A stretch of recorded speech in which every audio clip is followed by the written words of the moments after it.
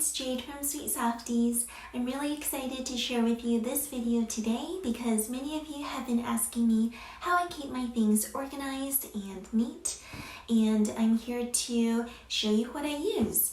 So this is the Mimmo Caddy by MollieOllie's, and it's a really well-built caddy that I use to organize a lot of my crochet tools, notions, yarns, and current projects. So let's take a look.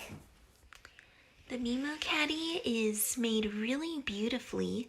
I love the great workmanship on this caddy. The material is not only soft, but it's chemical free, which is really important to me because I have a little one at home. It has really thoughtful design. It has this nice little zippered pocket that allows you to keep your small things inside, as well as an elastic band to keep things tidy and neat. I also love that it keeps in shape even if I were to take all the things out. There's compartments all around. Look at that. You can go ahead and stick some paper patterns or notes to yourself there. Put in a post-it note and a pen.